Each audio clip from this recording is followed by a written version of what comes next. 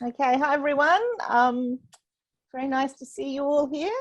I'd like to begin by acknowledging the traditional custodians of the many countries on which we're meeting today and recognise their continuing connection to land, waters and culture. I'm speaking to you from the lands of the Bunurong and Wurundjeri peoples of the Greater Kulin Nation, and I recognise that their sovereignty was never ceded. We pay our respects collectively to the First Nations elders, past, present and emerging across the country, and extend that respect to First Nations people joining us here today. So, welcome everyone. My name's Justine Clark and I'm very pleased to be here to welcome you to the first Parlour Lab for 2021. And this is the fourth in our series that is convened by Carly Marnane and Macarena de la Vega de Leon. At Parlour, we know that research matters and we're really keen, all of our work is founded on some early research, and we're very keen to help build stronger relationships between the worlds of academia and the world of practice. So the Parlour Lab series is part of that effort, and we're very grateful to Carly and Macca for making this series happen. This is also our first online event for the year, which is quite exciting given that we ran nearly 50 last year. We're thrilled with the really enthusiastic response that sees so many of you here with us today. We're really happy that we're back running in-person events around the country, and we've seen some of you at some of those, and we will see more of you at more in the future. But we're also going to maintain our online event series and build it. It's a really great opportunity to bring people together from across the country and from around the world.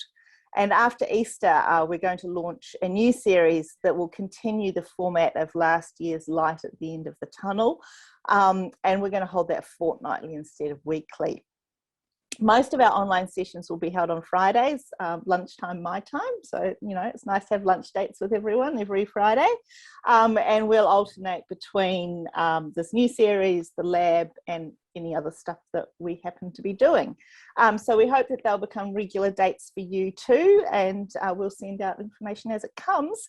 But now I'd just like to hand over to Carly and Macca to kick off today's event. So thanks so much, Justine. Hi everyone, I'm so happy to be here with you all. For those of you I haven't met yet, my name is Carly Marnane. I'm a practicing architect, but I'm also an urban researcher. I submitted my PhD at the end of last year on the architecture of informal settlements in India, and my viva's coming up in the next few weeks. We're so thrilled to have Rebecca and Naomi with us today to talk about architecture designed for joy and finding joy in architecture.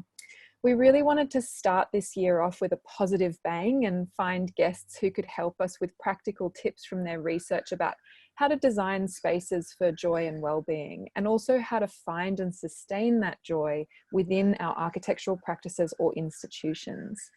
I think this is a topic that's so important to all of us daily, but something that's also so easy to overlook as we attempt to meet our deadlines and budgets and address the commercial realities of our work. And I think that Macarena and I felt after the huge changes and challenges and difficulties of last year that continue to affect much of the world, that we really wanted to focus on how to cultivate some of that positive energy in our working environments and work outputs, not to overlook the problems that we're facing, but to give us the energy to make it through the challenges that face us and talk about the role of architecture within that. The pairing of Rebecca and Naomi today we hoped would be complementary in addressing joy and well-being in architecture holistically, from student experience, office culture, the design process and resulting buildings or spaces. So we're really excited to hear more about their projects today. Thank you so much for being with us, Naomi and Rebecca, and thank you to everyone in the audience for joining us. So before we introduce Rebecca and Naomi, I'll just hand over to Macarena to go through some housekeeping for today's session.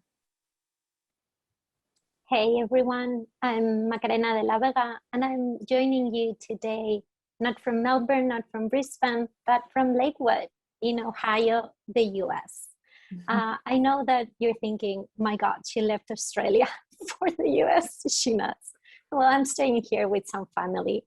So after doing some research on the American Indian tribes in Northeast Ohio, it seems that there were 3 Indian tribes living around the Cuyahoga Valley, not far from where I live these days, at the end of the 18th century. The Ottawa, the Ojibwa, and the Mingo peoples. And I thought, you know, this would add to the acknowledgement of all the multiple countries that Justine just made. I am now an honorary research fellow at the University of Melbourne, which means that I'm in search of my next job. And I'm also a member of the Society of Architectural Historians of Australia and New Zealand, SAHANS, which is one of the collaborators in this series. Before Callie introduces our first speaker, just a quick reminder of the Zoom etiquette. I think we're all already used to it, but it doesn't hurt to hear it again. As always, please make sure your microphone is on mute, unless you're actually speaking. Please leave your camera on if you can and your bandwidth admits it. It's very nice to be able to see your faces and feel a sense of being together in this space to speak. There will be an opportunity to ask questions of our speakers. So if you have one, please type it into the chat function. Callie and I will make sure that we choose your questions and invite you to ask them live to our speakers. If you are not able to do that, just let us know and we can ask it on your behalf. We may not be able to get to all the questions today. I'm sure there are going to be a lot, but they do help inform future events and plans. So just type them into the chat. Now on to Callie. Thank you. I'm so thrilled to introduce our first speaker, Rebecca, today. Dr. Rebecca McLaughlin is an Australian Research Council DECRA Research Fellow at the University of Newcastle. She researches the influence of architecture during times of intense vulnerability, such as palliative and end-of-life care, mental health, oncology, and paediatric healthcare. Rebecca asks how healthcare environments make people feel, how they can support staff in the delivery of patient care, and how this can be successfully translated into practice. Her current research project aims to gather the perceptions and experiences regarding the architectural settings in which palliative care is delivered. So we're super excited to hear from Rebecca today on finding joy in unlikely spaces. Welcome, Rebecca. Thank you. I'm probably just about to repeat all that, but with pictures. So since you're architects, that'll go well. Okay. Is everyone seeing that properly? I thought I would start this afternoon with a really brief overview of my research, and it might leave you wondering why I was invited to talk about joy in architecture. Now, I do have a theory on this, and I will share it shortly. So I've studied paediatric healthcare facilities, including those that provide end-of-life care. I've studied 19th century asylums and mid-20th century mental hospitals. I've studied contemporary forensic mental hospitals, and currently I'm studying environments for adult palliative care. So joy is not a word that crops up very often in my work. So my theory is this is why I've been invited today, because we're all curious about whether that can be changed. Specifically then, my research looks at the perception and use of healthcare spaces. So how do healthcare environments make people feel, and how can they best support staff in the delivery of patient care? Now, that second question doesn't need much justification. We're all aware of an aging population and the implications of the aging workforce that go with that. The first question's a little bit trickier, because let's be frank, when you're conducting research in a context where mistakes in design or construction can and occasionally do result in life and death outcomes, how people feel mightn't seem quite so important. Let me explain why it is. How healthcare spaces look and feel contributes to patient anxiety, and that anxiety impacts well-being. Now, I'm using well-being as a catch-all to refer to recovery, responsiveness to treatment, and willingness to engage with treatment. Now, as an architect, I'm happy to move forward with that, to interview patients in order to understand what the specific elements of that environment are that contribute to discomfort so we can design them differently. Not rocket science. The difficulty is that the medical community prefers exact measures. So how much shorter could lengths of stay be if every patient room had a nature view?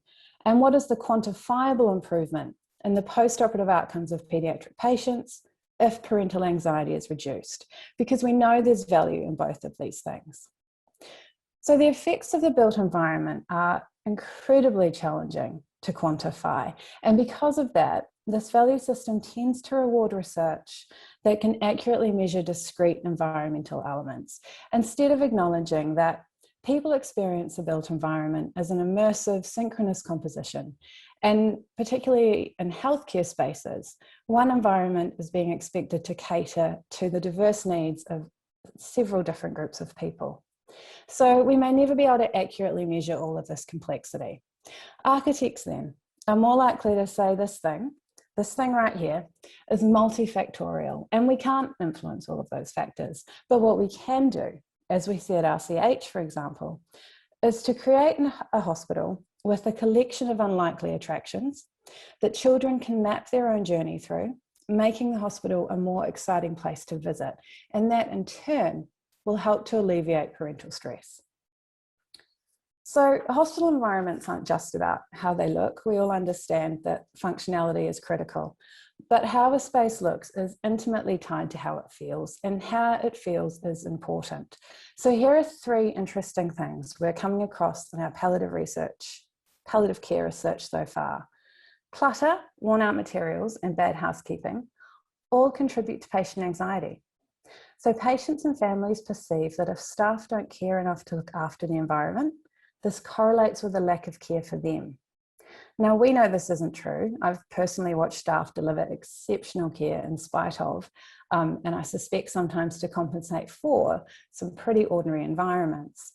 But that doesn't overcome this problem of perception triggering anxiety in the first place. Number 2, and this is really interesting for us because the literature's not picking up on it yet, but it's the flip side of that issue.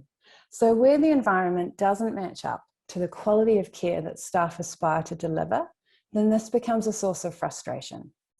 So what we're seeing is that this impacts staff on quite a deep emotional level.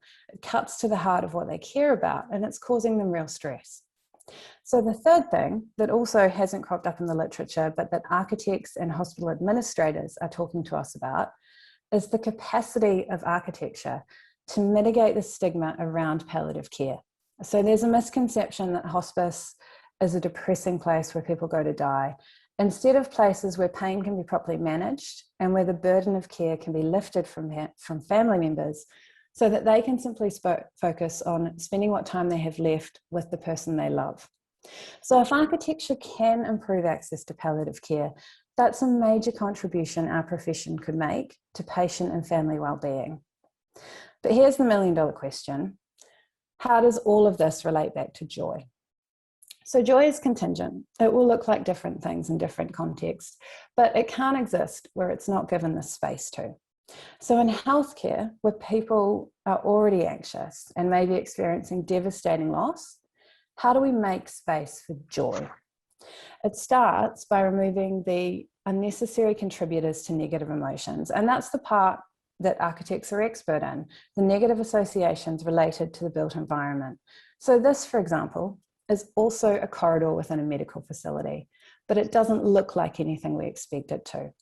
And if we want to be more ambitious, I suggest we need to find ways to invite the opportunity for other things to happen within healthcare environments, or within any environment for that matter, where architecture subtly reinforces expectations around what people are or are not allowed to do there. So what we've seen in our research so far is that when architects challenge expectations, either of what an environment is expected to look like, or of the things you're allowed to do within it, it's a really effective way of inviting joy. Thank you. Thank you so much, Rebecca. That was amazingly on time and great. Like I said, I was taking notes and I was not prepared for that end. So now it is actually my time. If I find, there we go. I would like now to introduce Professor Naomi Stepp. Everyone here probably already knows Naomi, as she's one of the Partners Founders members and part of that research team that started everything. We're really happy to have Naomi here today to hear more about what she's working on. at the moment or starting to work on. Actually, in 2018, I began serving Sahans under the leadership of Naomi when she was president. And I can say that it is a joy to work with her. She finished her term as head of architecture at Monash last year. And she's now working on an Australian Research Council project titled Architectural Work Cultures, Professional Identity, Education, and Well-being. With Mariam Boucher, who I see is also with us today, Julie Wolfram-Cox, Kirsten Orr, Brian Cooper, Byron Kinnard. Sorry if I mispronounce any of those names, and additional research assistants. This project explores the work-related well-being of architects and architecture students. We're so happy to hear more about the project. I've actually been waiting to hear more about it for a long time now. So over to you, Naomi, and thank you, and welcome to the lab. Thanks very much, Macarena, and everybody. So nice to see you all. This is the first online event I've done this year, so I'm a little bit rusty. So bear with me. We'll try and make it good. All right, I am going to share my screen and also start my timer. Okay, so as Macarena just said, it's an ARC linkage project. It's called Architectural Work Cultures, Professional Identity, Education and Wellbeing. It's still in its early days, so I don't really have a lot of findings to tell you about yet, but I want to just tell you about why we think the project is important, and some of the construction of a big, major, multi-year, multi-partner research project, and how we're going to put it together and what we're planning to do. So, oh yeah, there's always this problem, isn't there, when you, oh, there we go. So why do we think there's a problem with work-related well-being in architecture? Well, because there's a perception, a pretty strong anecdotal perception that there is a problem in the profession in Australia and internationally.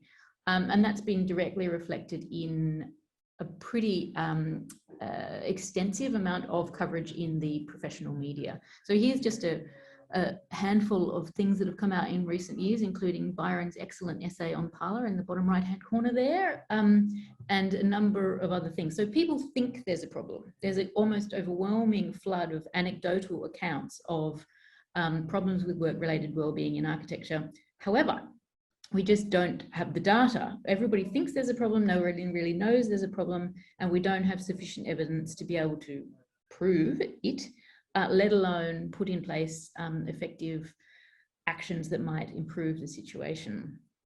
So, and there is also a little bit of sensationalist reporting, I would say, particularly internationally. I mean, we're all familiar with the concept that architecture students are overworking and that there are issues with well-being amongst students, and that a culture of all-nighters, and I quite like this phrase, the fetishization of exhaustion, is rampant amongst architecture students. But of course, there's been a little bit of good research on this in Toronto, but apart from that, not really a lot of reliable findings for us to work with. And it also, as Jill Mathewson, who I believe is here, has pointed out, the Architects Journal in the UK has actually not necessarily helped in this situation, because some of the research that they've been doing, particularly surveys, online surveys, have not been particularly well designed and carried out. And I think the reporting of them has been sensationalist in an unhelpful way, because if you don't have a representative sample, then you really have to be careful about the kind of claims that you can make from what's coming out of a survey like that. So there is some research. It's not as good as we might have hoped, and there's also a lot of gaps. Now, it was in response to that exact problem that the New South Wales Architects Registration Board became very interested in questions about architects' mental health, which obviously was coming from the point of view of consumer protection, which is, of course, the remit of the Architects Registration Boards. And under the leadership of Tim Horton, the board commissioned this report, which is a literature review on architects and mental health. As you can see, it came out in 2016. It's just a literature review. It doesn't go beyond that. And of course, you can only review the literature that exists. So, you know, the next question obviously is, if the literature doesn't exist, well, what are you going to do to produce it? Which obviously means, to my eye, means we need new primary research. And that is part of the reason why we put together, I'll just go backwards if I can, this project, because we think we need reliable, rigorous primary research, which is to say talking to actual people and constructing new reliable surveys so we can definitively and convincingly answer that question. Is there an issue? What is it? And what are we going to do about it? This builds quite nicely on what Rebecca was saying, because if we think about mental health and well-being, you know, they're different words, obviously, but relating to similar kinds of areas. And I think the World Health Organization is useful here because obviously mental health is more than just the absence of a disorder, and it's an integral part of health. There is no health without mental health. But I think this definition at the bottom is most useful, because mental health, defined by the World Health Organization, is a state of well-being in which every individual realizes his or her own potential, can cope with the normal stresses of life, can work productively and fruitfully, and is able to make a contribution to his or her community. So we're not just talking about diagnosable mental illness here. Well-being is much more holistic. And our project, importantly, is not framed as a health project. It's a subjective well-being project. It's about how people feel and, you know, whether they're able to realize their potential, cope with normal stresses, work productively, and make a contribution to the community. So the questions, like, they're pretty dumb and obvious questions, really, but hopefully that means that they're important. Is there an issue with work-related well-being in architecture? And when we say work-related, we're including study-related. If yes, what are its characteristics and how does it manifest? What are its causal factors? That one is the really tricky one. Is professional identity contributing positively or negatively? Now, this is interesting because it could be that there are aspects about architectural work cultures which are supporting people's well-being, bringing them joy, and somewhat protecting them from possible negative well-being situations. So, I mean, we have to be open to the fact that it's definitely not binary, and it's not necessarily clear. There are many good things about working in architecture. And then, of course, the question is, what can be done to improve well-being in work and educational settings in architecture? Because this, as a linkage project, I like to think of it as, this is a jargon, translational research. So, you know, academics are not supposed to do research that is simply abstract anymore, or blue sky, or that sits on the shelf, but they're meant to take it to the next level and actually put it to work in the world, which I happen to believe in. So not only are we looking to do in-depth scholarly research, but we're looking to then take that forward into the development of practical applied interventions to address and improve well-being outcomes. I can go over this fast, but I mean, you know, one makes a case for significance and innovation in a project like this, which is that it hasn't been done before. There's a widespread perception of a problem. It is actually interesting that we're focusing on culture and triangulating well-being, professional identity, and education. So that is also new in this context, and I think is useful because we're not doctors, obviously, and we're not psychologists. I'll come to the research team in a moment, but we are experts on architectural culture and organizational cultures. So coming from that angle, I think, is useful. It potentially has wider relevance in other professions and how they might be supportive, and also relates to a broader perceived crisis across professions and architecture as itself subject to disruption. And it focuses on critical points in professional life path where education and professional practice are seen as a continuum. So what I often say is that the project tries to look at an entire scope from the first day of architecture school to the day of retirement, and not make a hard distinction between education and practice, because those two are so clearly mutually imbricated in each other. You just can't see them as separate things. So if we think of a whole of career trajectory and when people might be at critical points or points of risk, that starts, you know, on the first day of architecture school. The hoped for outcomes are, well, obviously we're building upon I think I didn't say this earlier, but we're building directly upon the New South Wales Architects Registration Board's earlier literature review. New South Wales Architecture Registration Board is our principal industry partner. But obviously we're taking that to the next level through a mix of qualitative and quantitative methods. We will be doing a large-scale industry-wide survey, including both practice and education people, contributors, which will be later this year, in fact, hopefully pretty soon, and repeated again in year 3, so we can see what changes in that period. There'll be extensive focus groups and index interviews, which will be happening in year 2, and a number of industry forums across the 3-year life of the project, which will both share and collect data in the way that the Parlour events always do. As I said, there are, we try and see practice and education as a continuum. On the other hand, we do have to think of them as different cohorts because they have different research ethics clearance requirements apart from anything else. So we'll look at those 2 groups, and the plan is to build a series of toolkit guides throughout, practical resources to help the situation. Obviously, this builds upon an earlier model, which is like, why we're here, more or less. The project which led to the founding of Parlour, which was another linkage project, also large, also many industry partners, also with an unwieldy title, Equity and Diversity in the Australian Architecture Profession, Women, Work and Leadership, with all those wonderful researchers.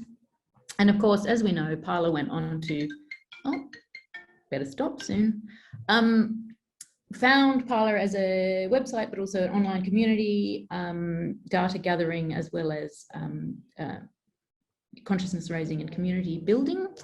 And particularly the Parlour Guides to Equitable Practice are a model here, because if you imagine they won't necessarily be called the Parlour Guides, but maybe they will, Parlour Guides to work-related wellbeing in architecture and education-focused wellbeing in architecture, that is one of the goals for the project. Oops.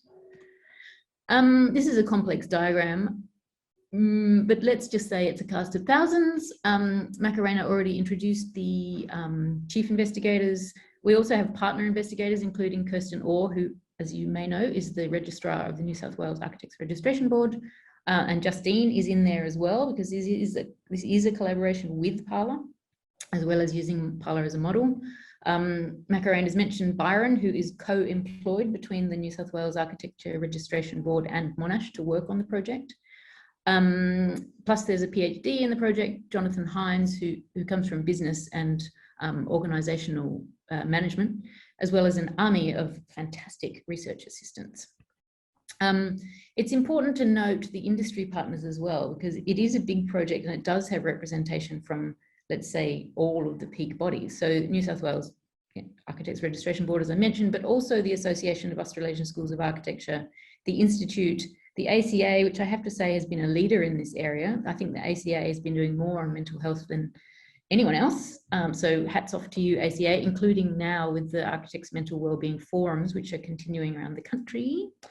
There are 6 practice partners here listed in alphabetical order. BVN, Design Inc., Ellenberg Fraser, Fulcrum Agency, Hassel and SJB. As you can see, they're from all over the country. They're varying different sizes, different natures of practice. Parlour is also a partner, and well, there's also a very high level advisory board, which will help us to know what we're doing. Many outcomes, 3 years, much research, publications, forums, you name it. And maybe I'll just end on this, because we have started the research. It is very slow, as you can imagine, it's a massive ship, this one, and it's slow to get it started. So all of those people who are sitting in the industry partners and thinking, my God, didn't this start in October last year and what the hell are you doing? Well, we are doing things. It's just the wheels are turning slowly. But Mariam and I have started a series of pilot interviews with senior members of the profession. And this quote in particular, which I think I can identify as coming from Brian Cloesy at BVN, because it's an outstanding quote. He says, "The thing that I've started to question and wonder about is that quite often as an industry, we recognise projects by peers and awards, We never question how many dead bodies, how many broken relationships, how many broken marriages are associated with that project. And really, that's what we should be deeming success is. Did we practically kill half the team to get that over the line? Irrespective of if it gets 1 million awards, I don't think that's successful. So, I mean, I think we'd all agree with that. It's quite inspiring to hear that from a leader of a major Australian practice. Yeah, I'll end it there. Hang on, let me stop sharing.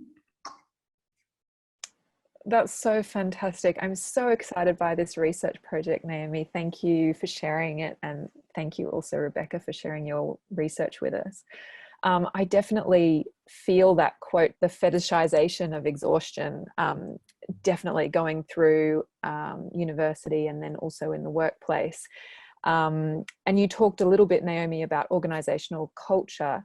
Our first question, I think, which I'll pitch to Naomi first and then maybe second to Rebecca, is a joyful practice or office environment necessary to design joyful spaces? So is that organizational culture kind of, is it starting to reflect in the things that we're producing, or maybe not, as that last quote kind of suggests? Well, exactly. I suppose the last quote is would in fact be arguing that you can produce amazing, joyful architecture, but at a huge personal cost. And the question really is, are we willing to let that cost, you know, for leaders of practice, are you willing to inflict that on, you know, your staff? And for architects themselves, are they willing to pay that personal cost?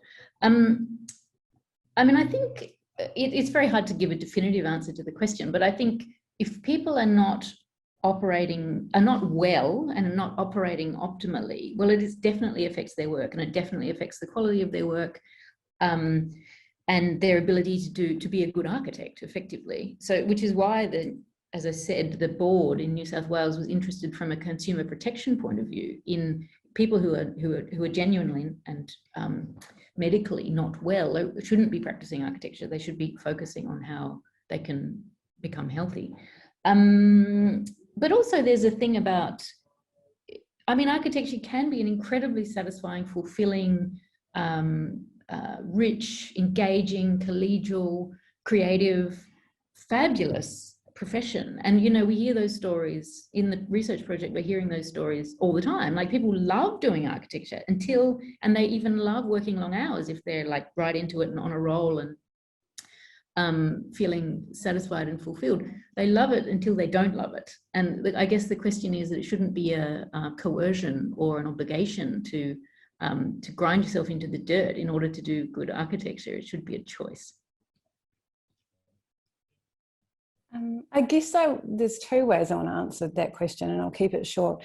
One is I question how you define joyful architecture, because I think we spend a lot of time giving peer-based awards on architecture based on what architects think.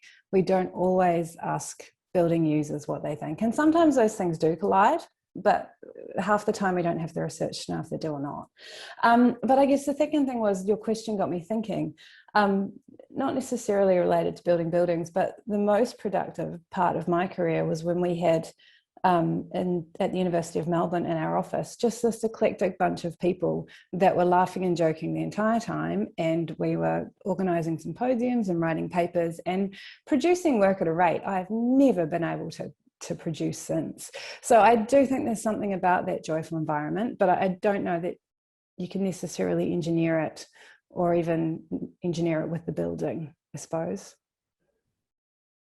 I was just going to say, since we have quite a few people in the audience that are practitioners, I just want to make sure that we all understand the big deal that it is to get funding from the ARC. Not only individually, like Rebecca did, like, I mean, I hope you don't mind me saying this, Rebecca, but you're like a white unicorn for people in... Sorry, Macarena, can I say... architecture. Oh, yeah. It only looks individual. There were about 30 people that helped me get that grant. Yeah. I know, but you still are our white unicorn of somebody that got a DECRA in the humanities. Oh, well, not human, but you know what I mean. Yes. And also a project like what Naomi and the rest of the team, that it's a 3-year project. It's a lot of funding for a lot of people. It's a very big deal, and it's not easy. It's very, very, very, very competitive. And I just wanted to say that, just so that we are all on the same page. And I did have a question, but I'm going to leave it for later in case there is no more from the audience. And I'd like to invite Badru, who is a very, very active participant in Parlor online events as well, to pose her personally. Hello, thank you for picking the question. Hi, Rebecca. I hope you remember me. I was in your studio, so at Melbourne Uni. So I think I've written what I meant, that there is a cultural practice of wanting more and more, because you got to be driven, you got to be this, you got to be that, and it's like it's ingrained in me that nothing is ever enough for me. First it was graduate, then it was get a permanent residency, then it was get a good job, and then it was like, oh, I want the best project in that office, or I want this and that. So where does that end? And I'll just add like an experience I had in my whatever years of architecture education. The happiest I had been was 1 year in Portugal, where my grades didn't matter. I just had to pass because I was an exchange student. I had a scholarship. The only requirement was pass. And I have never been happier as I was that 1 year. And it makes me sad to think that I feel that the best 1 year of my life is behind me. So I don't want to think that way, but that's just how I feel. So yeah, Portugal is awesome as well. I know. It's not hard to be very happy in Portugal. But I'm just relating it to the fact that because my grades didn't matter, because there was not that pressure of wanting more to be the best, that played a very big role. So the question is, where is the balance? Where do you stop? And if you stop, do you become less in the eyes of your peers or your supervisors? I mean, I think it is about cultural change, and I guess this is what the ARC project's trying to get at. I mean, we certainly as studio teachers always tried to say it's not the marks that matter, but it's very difficult when, you're a small group of voices inside a big system that's saying the marks matter. And I think the same way in terms of how we value architecture, I think, which is why I think there's real value in talking to building users, because I think that actually makes us go, oh, in the experiences that I've had, we're actually doing much better as architects, and we're contributing more broadly than perhaps we realise, because other people won't hold our buildings to as high standards as we do, or they appreciate them for different reasons. So there's almost a whole part of that conversation that maybe the profession's missing, that might start to mitigate some of these issues in terms of us just feeling much better about what we contribute to the world that isn't about awards. But also, I mean, one of the things that is already emerging in our research is that architecture either selects for and or exacerbates perfectionist tendencies in the people who study and work in it. And speaking as a recovering perfectionist myself, one of the characteristics of perfectionism is that you achieve this extraordinary thing, which is amazing, right? And then you're like, okay, that's done, what's next? It's like a characteristic is you don't pause and think, wow, didn't I do an amazing job? And isn't it fabulous, that thing? But just like charging on to the next task. And I think, there are good things about perfectionism, definitely. Like obviously it leads to very good outcomes, but you need to think about at what cost. And I mean, now I'm speaking as an individual, not as a researcher, because obviously this is my lived experience. It's not my area of expertise, but those who do have perfectionist tendencies, I think you want to actually try and redress them, which you can do. There are a lot of resources, talk to your psychologist, and I'm not suggesting that's the case for you, Badru, but you can recover from perfectionism and get yourself off the treadmill of constant achievements and overachievement, and just realize that what you're doing is enough. There's nothing wrong with being ambitious and aiming for more, and in fact there's nothing wrong with being driven either, but it's the question of at what cost it comes. And it's important to value what you've achieved and rest on your laurels for a bit once you've achieved something, and not just be charging on to the next thing. I for feel that, that thank for you. sure. I need to be less perfectionist. We had a question in the chat from Ene, who's on the tram, so she can't ask it, but she's asking about an extension to this conversation and organizational culture in terms of, are we seeing these kind of influences of well-being and mental health and joy within organizational culture, extending that conversation to people who are marginalized and how that might affect their well-being. We also had a question from Vanessa about the influences of well-being on women, and do they leave the profession more so? Vanessa, did you have any other an extension of that question which you'd like to pose to the speakers? No, I think it's pretty pretty obvious. Who should we start with? Maybe Naomi and then go to Rebecca. So the question about marginalized groups and also women, arguably a marginalized group. Yes, I mean, of course, questions of well-being or poor well-being are intersectional, obviously, and groups who are being discriminated against in one way or another, consciously or unconsciously, which of course includes minorities of every stripe, it is very likely that their well-being is being affected as a result. And I mean, we don't know yet whether women are more inclined to leave the profession if their well-being is being affected. That might be the case. That could be an interesting hypothesis. But what we can say is that it's already clear that these things are intersectional, and that disadvantage certainly does not help, let's put it that way. And there are plenty of men in the profession who are also having issues with well-being. So if women are dealing with marginalization, or other people are dealing with marginalization as well, it's just another thing, really. Yeah. Yeah, I'm not sure how to answer that one. I don't think our research has touched on any of that yet, which is probably speaks to a similar problem, and that there's so much foundational work still to be done that you don't even get to the sort of smaller groups of, you know, we get questions all the time in terms of how do you design Aboriginal healthcare environments, and I think there's literally 3 papers written on it. So it's a difficult one. So like Naomi said earlier, you can't review literature that doesn't exist yet. And like you said, Rebecca, which I really love, and it was what I was totally scribbling in my notebook, is that joy can't exist where there is no space for it. I really, really love that. So with these 2 things in mind, I would, and again, thinking about the repercussions that both your research projects can have in what an audience of practitioners that are in their offices, most of them working. What do you think the takeaway? And I know, Naomi, you're still in early stages, but at this point, from what we're talking today and before we run out of time, what would you think are, you know, key takeaways from what you have presented today that people can apply in their work? Shall I go first, Rebecca? Is that okay?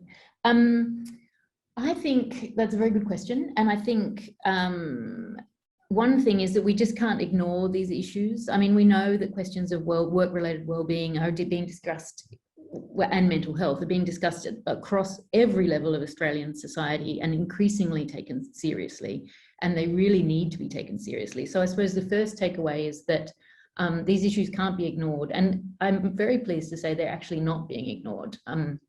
Almost all of the people we've spoken to thus far are, you know, adamant in their belief that there are issues and that there are things that can be done, and they're already doing things.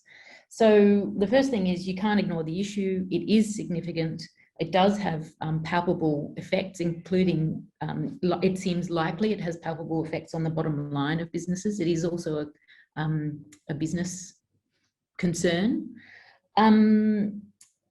Another thing is that it's not, these well-being issues are certainly not unique to architecture. They're definitely not. And in fact, arguably, you know, we're kind of white-collar workers, really. You know, it's not like we're authorized to use lethal force or engaged with I don't know, sick children every day, which brings stresses of their own. But the point is, it's not to say, oh, it's unique to architecture or it's different in architecture. Architecture has issues like every profession has issues, but we architects and the leaders of architecture and the educators and the culture of architecture are in a position to know what to do to address it. So the things that might make things better, like the levers that we can push and the buttons we can push and the levers we can twiddle, are specific to our culture and our profession. So the issue might not be unique, but our response might be particular. And I also think that some of the aspects of the issue are particular to architecture in terms of its place in the construction industry and certain pressures. Final thing I would say is that our research, according to Sonia's question, the survey will be open to the wider profession, and we would like as much uptake as possible. So please, everybody in this meeting, do our survey. I know you're probably all feeling over-surveyed, but we want this to be reliable information. So not just our practice partners, but the whole profession, every student, every academic, every practitioner, everyone who identifies as being involved in architecture in Australia. So please be part of it, share your perspective and be part of the solution. I guess the take home from my talk, and the reason I mentioned the discrepancies between, say, medical approaches to this research and what we might do as architects, is I think there's a lot of space in this field, and I'm not just talking about medical facilities, but any type of institutional architecture, for architects to, I think, have a lot more agency and do a lot more. But we perhaps need to be in a position to fight back against those arguments that are economic, that say, well, we can't have a garden because then we have to take cash out of here, or we can't do one thing and not sacrifice the other. I think architects have a unique ability to find solutions to problems that a lot of this research is just currently overlooking. So I guess that's something I'd love everyone to be a little more aware of and push a little harder for. I mean, it's already being done pretty well in Australia compared to other places in the world. And if you don't mind me following up, and sorry, Kali, for messing the order, but this that Rebecca just said actually goes back to something I was thinking when both of you were talking, is that you both are talking about experiences. We're talking about something very subjective to each student, each patient, or each professional. But at the same time, in your projects, you need to make it quantifiable for the managers, for your research partners now. And this is just so contradictory. I don't know if you, both of you, would like to speak a little bit about those contradictions between the numbers. And in your case, Rebecca, you're talking about budgets, but also Naomi, you're talking about how you're using the money in your project. But in what you both are looking at, which I think it's what was really interesting in both your presentations, you're talking about experience. Yeah, well, I guess that's the thing. And Justine could speak to this actually, because Justine and I recently, and Jill and others, are working on the Parlour book, and of course thinking about how data matters. And it really matters, because quantitative figures and graphs and beautiful infographics are the thing that change people's minds. Unfortunately, for me, I'm a qualitative researcher at heart. I want people's stories, and I want them to be nuanced and long and personal and subjective. Anecdotes don't change people's minds. Data changes people's minds. So that's why we're doing this big survey. There are other reasons why we're doing the big survey as well, but I think that the most powerful advocacy tool and rhetorical tool is to mix your qualitative stories and your quantitative numbers and have each inform the other. Yeah.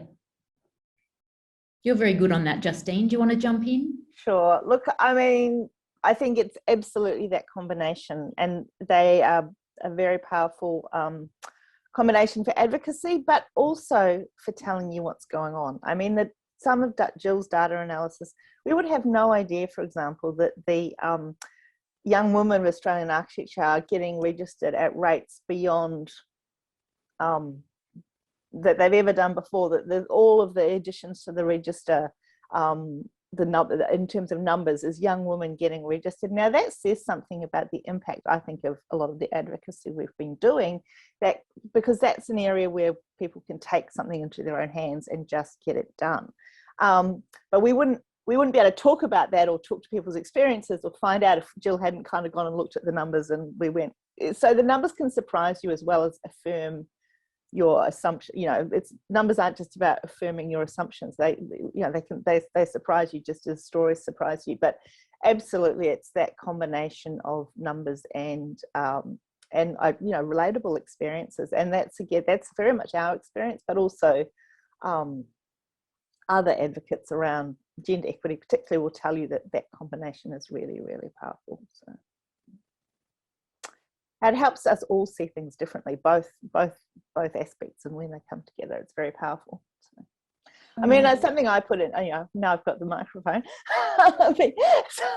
Something that fascinates me about this conversation around wellbeing is a lot of the issues in architectural culture are very, very, very similar to the ones that are raised when we talk about gender inequity. And a lot of the conversations I've had around gender inequity lately go very quickly to wellbeing. And it feels to me like it's a lens or an avenue into a similar conversation from a different angle, and different people feel comfortable in different ways. So there's a lot more men talking about wellbeing than there are talking about gender equity, but they're kind of talking about the same thing quite often. So for me, it's this really exciting, it's also just opening up, it's reinforcing and developing the conversation with different participants, some same participants and some different participants. I think that's absolutely true, Justine. And you and I have talked about this before, because, and frankly, it will be helpful to the gender equity effort because of the insights and the brains and the talents that are coming to bear on the wellbeing effort. Because, for example, Mariam and I were doing an interview yesterday with a leader in a practice, a male leader in a practice, so insightful, so full of great ideas, so sensitive to these kinds of issues and standing ready and willing to help others. I just thought, a person like that possibly wouldn't come to a parlour event or contribute to a parlour event, but, basically we've got access to a whole lot more talent now, which basically helps the cause. Give me their name, they'll be at a parlour event very soon. Anyway. So I had an example in my head and I was trying to figure out how it relates to what you're doing, but I think it does. I mean, there's the question of getting the data and getting what we need to know, but then there's a question of how we do that culture change. So an example from my work, really straightforward. If you talk to patients who are dying, they just really want fresh air. And then you go and talk to architects, they're like, we know that, but you try telling a hospital mechanical engineer that you want your windows to open and you watch them freak out. But, we know that there are 3-4 hospitals in the world where they've managed to pull this off. So I think it's part of understanding also, because architects are so good at kind of navigating obstacles and getting people over the line with things that you might not otherwise do. It's finding those people and saying, how did you get that culture change? And then how can we share that information with everybody else so that they can get it too? That's so awesome. We have one final question before we wrap up, just really quickly. Have you ever had a spatial experience where the architecture evoked joy? Leave us with a beautiful story of a wonderful space. Rebecca, I'm going to go to you first and then Naomi. Or do you want me to go to Naomi first? Can we put that to the audience? Yeah, I might skip that one. I've been thinking about it all week and I just haven't figured it out. Have to answer it in the CPD question anyway. Yeah. I mean, because like Rebecca, I'm sure you've had hundreds and hundreds of experiences like that, as have I. I was thinking, what's my favorite one? But like if we're thinking about, I was just thinking, because at the moment I'm right now here, I'm at Collingwood Yards, and I sometimes share a space, or I'm generously accommodated by Baracco and Wright Architects. And I sit in their office, and man, it is just such a nice workplace. We've all had the experience of a workplace which not only is like the actual environment is pleasant, but the atmosphere is right. It's productive, it's friendly, it's not too friendly. People are working away on their stuff and they're doing it in a happy and productive way. Now, I know that heaps of architecture practices are like that, and they're such pleasant and joyful places to be, as well as, you know, aesthetically pleasing. But I want everyone to have that experience, you know, to be in a place where they can really flourish and fulfill their potential and contribute to the world. So before we end, please be in touch. If you would like to get involved with the series, we're happy to welcome to the team anybody who would like to join us as host. And I don't know if I should say this out loud, but Badru, if you're interested, I know you posted a little bit of light at the end of the tunnel. If you would like to host sometime with us, please send us an email. I'll get in touch. Thank you. Think about it. Nerve-wracking. Thank you. And so, yeah, or, you know, if you, anybody that does research in the audience, if you'd like to share it, we have a huge list of people we want to invite, but we're always happy to hear from new people that we may not be aware of. We would like to thank the University of Queensland and Sahans for supporting Parlor Lab. And yeah, we would like to thank all of Parlor's partners for their support of the activities and the online program. I never remember, Justine, the name of, is it AWS or something? AWS, Brickworks, UQ, Monash, Melbourne Uni. All of them. Thank you so much. And thank you, Justine, because, you know, Kelly and I wouldn't be here without your help either. So next Parlor online event will be coming up soon, hopefully next month. And like Naomi said, like Justine said at the beginning, we're moving to Fridays now. And the next Parlor event that is coming up is on Thursday evening. Not an expert.